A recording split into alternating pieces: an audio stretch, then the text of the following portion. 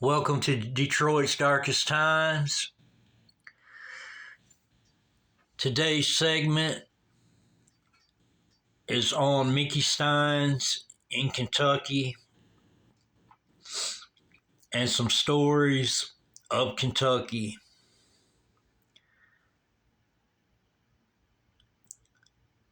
So that being said,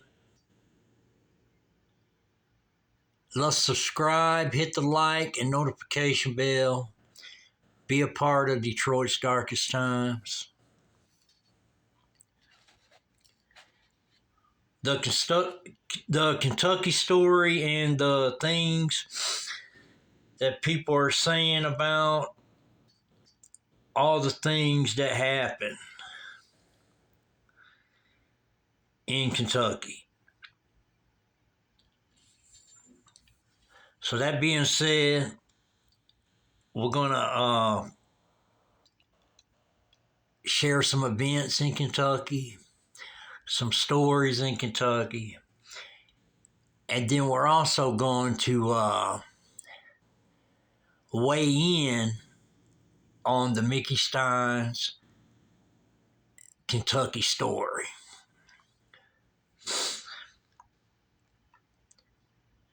That being said, let's get into it.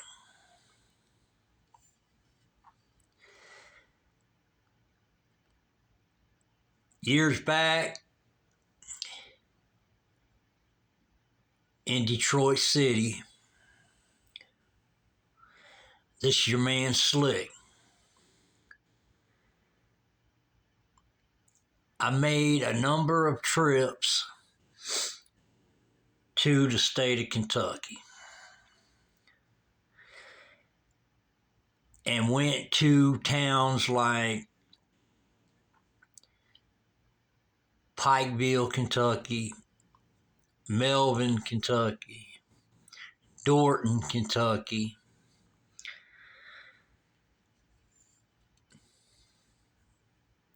and all them little towns around Pikeville. You know what I mean? And also I've went up to Virginia because it's not that far away, and checked out there's a place up there where you could pull off and take pictures of a still where they make. It's just a model of a still where they make moonshine out of. So people from Kentucky, they've probably been there. They probably know what I'm talking about. Anyways, the events that I had in Kentucky, there's some folks that I've known in Kentucky. Then there's some people I met in Kentucky over the years. Excuse me. And one cat I met in Kentucky, he lived at what they call the mouth of the holler. And that's like at the beginning of it for people who's not familiar with it. But his name was Webb. And Webb was a good dude. He's an older gentleman. I'm sure he's not around anymore because this is some years back. But he used to keep moonshine in his shed. And I don't think his wife liked him drinking or whatever, because when I was there and I met his wife too. But he stayed outside and he told me to stay out with him. And then he took me to the shed where he had that moonshine. And me and him, it was in a mason jar. Me and him, I took a few sips of it. I'm not really a moonshine type of person, but I took a few sips of it because I was actually, checking my oil in my car and everything, and I was getting ready to head back to Detroit. And but Webb, he was a good dude. And then there was another lady that was in town, and I might have met her in passing, but my brother had told me about her, And he said that they call her the newspaper in Kentucky. And I was like, why do they call her the newspaper? And then he said, because she's the one that knows everything in Kentucky. And, hears everything, knows everything. And so everybody called her the newspaper, because I guess she just had a lot of connections, basically, and found out a lot of information, stuff like that. And whether she's still around or not, I have no idea. It's just a lady they called the newspaper in Kentucky. And I'm not for sure what town she was in, if she was in Pikeville or what little, because there was a bunch of little towns around there. And, but I wasn't for sure about that because, like I said, I might have met her in passing, but my brother that was telling me about it. And the people that I actually knew that was in Kentucky was the last name was Halls, Hall, and then I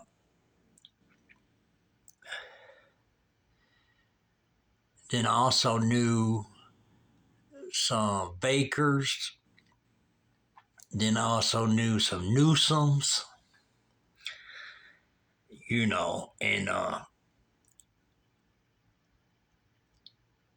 then were some of the people that I actually knew that a lot of the reasons I was going to Kentucky in these towns, all around Pikeville and Dorton and, just all over. People that's in Kentucky, they know what I'm talking about when I say them towns. And also a sister of mine, Wendy Bailey. Her maiden name's Wendy Newsom, but she is married to a dude in Kentucky, and I believe his last name was Bailey.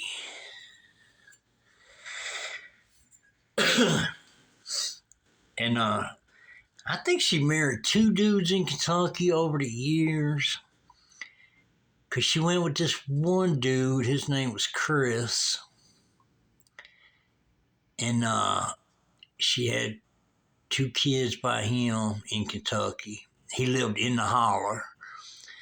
And actually, his whole family lived down through there. And in this holler, because I used to go pick her up sometimes when they would have her and her husband have disputes or whatever, and she was leaving or he was telling her to leave or whatever. I don't know what the case was, but she used to always call us in Detroit and tell us we need to come pick her up. So we'd go down there and pick her up. But anyway, when you drive through this holler, up in this holler, they have like a creek on the side of it. And they had a bunch of cars that you drive. But they were over, probably junk cars or whatever. And they used the cars to prop up the banks. You know what I mean? And I guess to keep the bank from washing away and stuff, the land washing away and stuff like that. But I thought that was weird. That's the first time I seen something like that where the cars was kind of holding the bank together and stuff like that. But yeah, she was married to that dude for a minute. I had to go get her a number of times. Then he would come to Detroit and pick her right back up, stuff. It was one of them, love-hate situations, I guess you could call it. You know what I mean? But it was just back and forth. And I did it a number of times with my godmother and, my street brothers and stuff like that. Just back and forth. But it is interesting because we like to travel anyway, so it was just all the time she would call and, be wanting to leave that dude or him telling her to leave because they got in a big argument or something like that. Because it was all his family that lived in that holler and stuff like that. And I could never understand why she just kept messing with that dude because they kept splitting up and stuff like that. And, I don't know if he was telling her to leave or she was leaving him. I really didn't get into it. I was just going to pick her up with her mom and, stuff like that. But she eventually leaves that dude Chris, and this is Wendy and Chris in Kentucky. And she ends up leaving him. Then she hooks up with this other dude, and he worked in the coal mines. And that dude was a good dude too, and that I met and got along with and stuff like that. And we actually went and picked them up because they decided they wanted to move to Detroit. And his name was Herbie. And he's a stocky, not too tall, who's like a short kind of dude, but stocky. His name was Herbie. And him and Wendy was together. And I'm not for sure if they got married or not, but they was together for a good little while.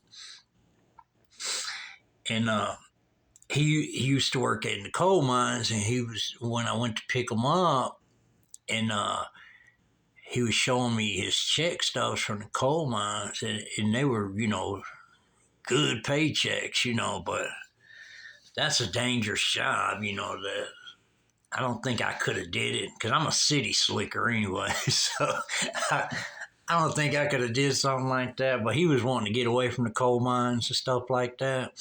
So that's why we went and picked him up and then took them back to Detroit, which they stayed with us for a long time and, things of that nature. But we had good times and stuff like that.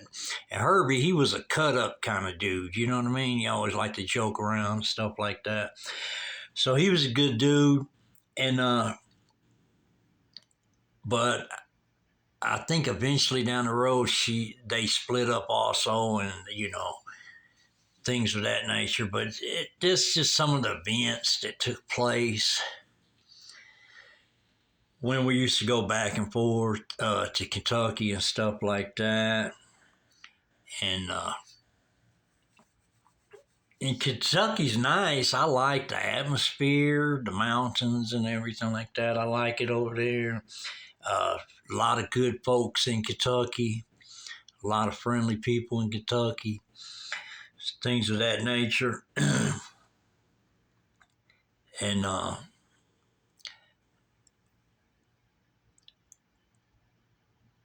also Estel Newsom, and he's a gentleman that actually died in Kentucky years back. And what had happened to him is he was going to work one morning and the bridge washed away. And I don't know if the bridge washed away as he was going across the bridge or because it was raining real hard and, you ain't got no street lights and stuff like that. So I don't know if the bridge was already gone and he went off into the creek. But anyways, it washed the car and him away and he drowned it and he passed away. And this is my godmother's ex-husband, But anyways, that was, she showed me pictures of the car after, they pulled it out and all that. It was just chaotic. But I got a segment on that also on my channel. So, make sure you subscribe, hit the like and notification bell. I got many stories on this channel. But today we're going to weigh in on the Kentucky and the Mickey Stines situation. Now, me, myself, I'm waiting to, get more intel about the situation. But what I'm going to talk about is people that I have talked to and the thoughts they have about Mickey Stein's situation. And that's basically what that is. So I'm just kind of like weighing in on it, but I'll do a segment with uh, with my thoughts later on. But this is just weighing in on the situation and telling y'all what people are saying that I've talked to. You know what I mean? So, first thing we want to say that it's not right for no one to shoot anybody.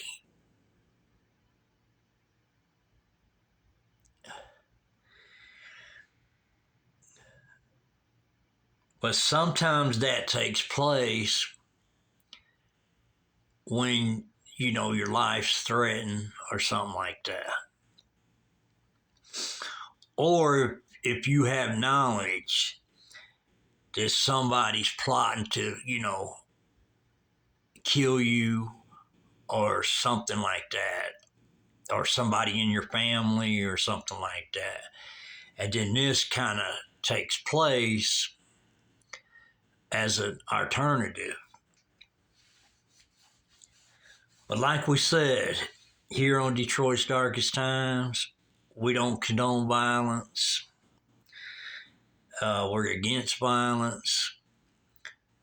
But we are going to weigh in on what people are talking about the Mickey Stines case and situation in the state of Kentucky.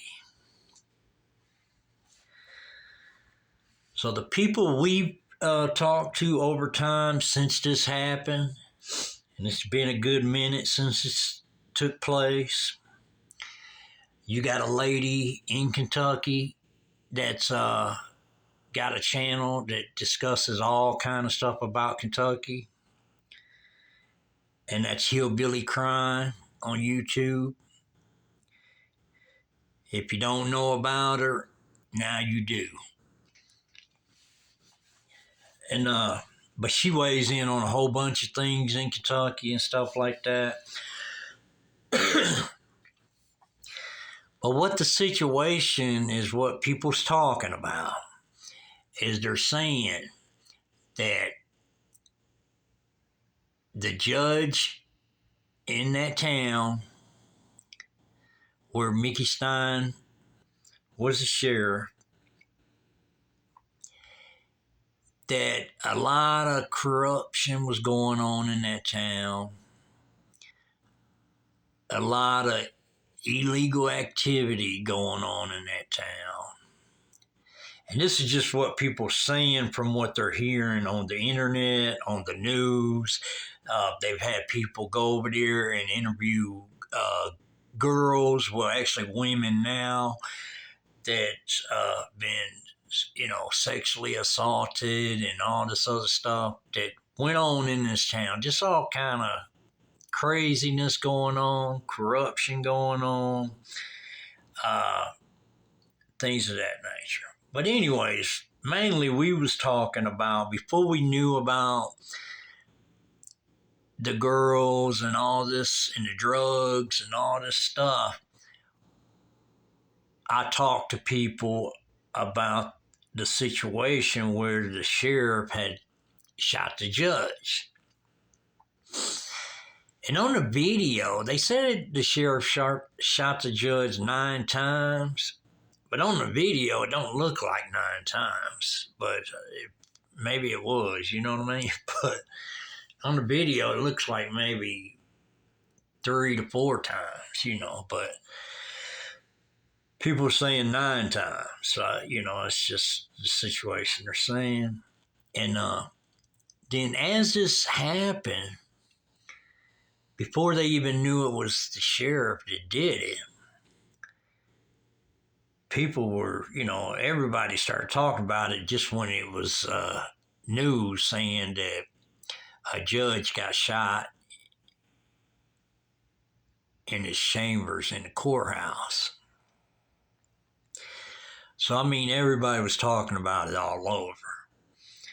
And then people were saying, then once they found out it was the sheriff that actually shot him, there was just a whole lot of talk going on. And I'm sure there was a lot of talk going on in Kentucky also. And, but there was just a lot of talk going on. And then they was wondering why the sheriff would actually shoot the judge. And then, everybody's talking about it, things like that. And then later, people find out that there was already a sexual assault happened where one of the deputies actually went to jail for it, where he was actually getting a girl out of her cell, taking her up to the judge's chambers, and just, violating her in the judge's chambers. So obviously that got reported some way, shape, or form. And they did an investigation, and then this deputy goes to jail for it.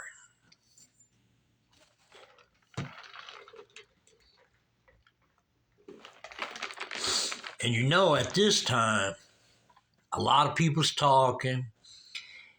And in this town, you just got to realize that a lot of people knew what was going on in this town. Because in towns, small towns, country towns, stuff like that, there ain't too many things that's a secret. You know what I mean? People might think they got a secret going on or something, but there's always somebody going to tell the story. You know what I mean? But anyways, this gets out, circulating, stuff like that. And then later, the sheriff ends up shooting the judge. And this is, what we all seen on the news and things like that. But then the people that I talked to, everybody that I've talked to is, crazy as this may sound, because some people might be on this boat and some people might not be on this boat. But everybody that I've talked to, they say that it's clear that the judge was the highest ranking person in that court facility and in that town. Okay? Then you had other people that worked for the courthouse, then you had the deputies, and you had the sheriff, and all, so on and so on. But he was the highest ranking dude. You might as well say the CEO, because he was just basically the boss. So a lot of people say that if the sheriff shot him, he must have been the high-ranking dude that was involved in all the stuff that's been coming out.